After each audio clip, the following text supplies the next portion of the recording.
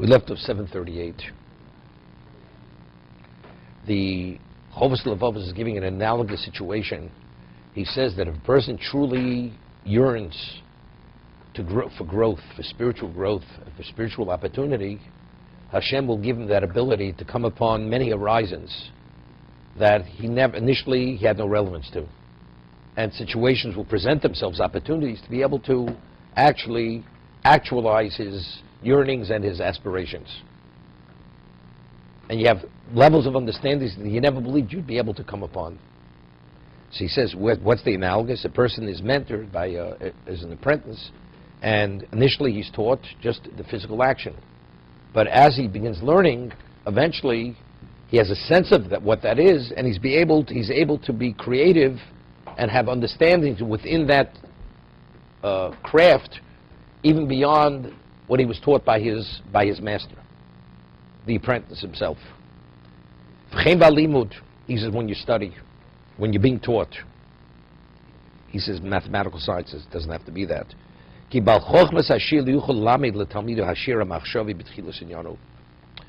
Initially, the teacher, the professor who teaches the student, he cannot give him necessarily the theory of what is being taught.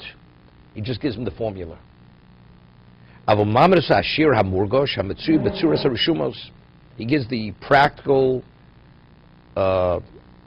visual, or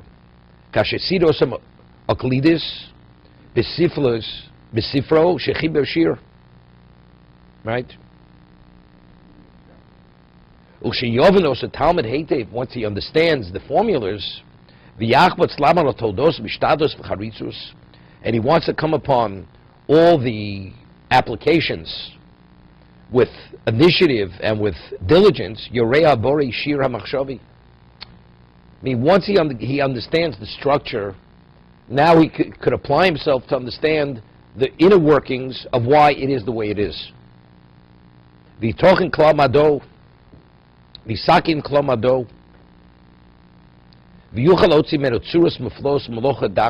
from this he'll be able to extrapolate and to create other formations.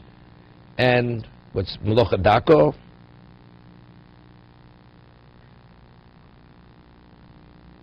His conceptual knowledge, breathtaking forms and subtle art.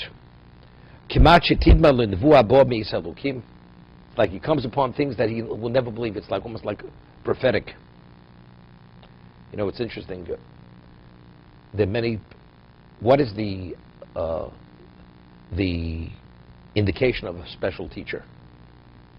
That the teacher is able to bring out certain things within the students which initially they themselves never understood they even had the ability. Meaning to somehow touch upon the potential of the student and develop the potential that now the student is able to advance. So it was known of Reb Chaim Brisker's students. One of his primary students was Reb Baruch Ber Leibowitz. He was the Kamenetz Rosh Yeshiva in Europe. He was phenomenal. I mean, he was a phenomenal teacher. And he mentored students. And he had many Talmidim, students who came initially, you thought they had just ordinary intelligence because they never really applied themselves. And through his mentoring and his interaction with them and giving them various subject matters to apply themselves, they realized that their ability was beyond what they ever believed what they were. And they became literally, their minds developed into something very special. It's the same idea. You know, a person says, I would never believe that I'd be where I am today. I'm not talking in the material sense, even to understand what I understand today.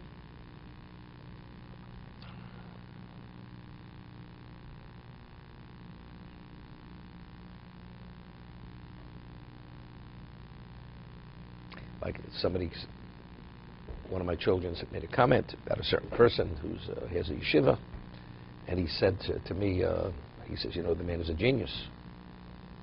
I said, you want to tell me he's bright and he's brilliant? Okay. I said, genius is another level. I said, you have to see genius to know what genius is. You know, today it's a word which is bantered. You know, he's a genius. If you know what genius is something. It's a different dimension. So we're talking about phenomenally intelligent, insightful. You know, whatever. It's a different level of grasp.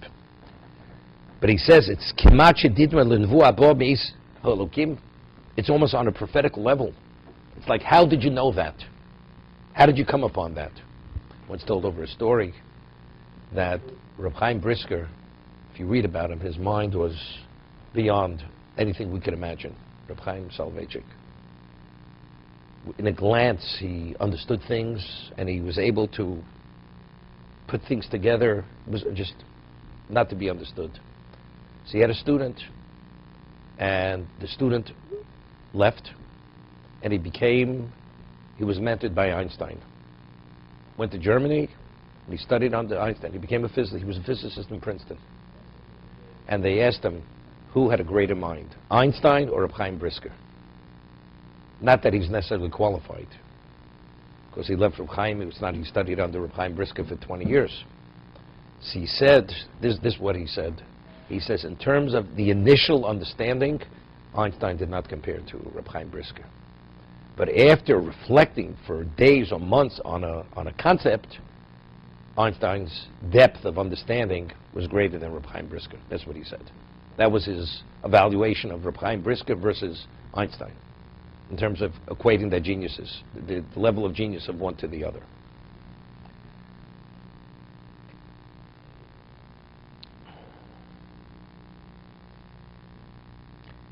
The Chovos HaLevavos writes that the mind is like a fertile piece of earth.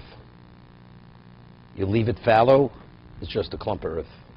You engage it, the produce that it's able to generate is not to be believed. It's endless. And the more you engage it, the more it produces. That's what the human mind is. That's what the Chovos HaLevavos writes. So that's the obligation of a person. A person's endowed with a potential, and the potential lies in the mind and the ability of the person. And the more it's engaged, the more it's going to produce. To be continued. This thing wasn't working.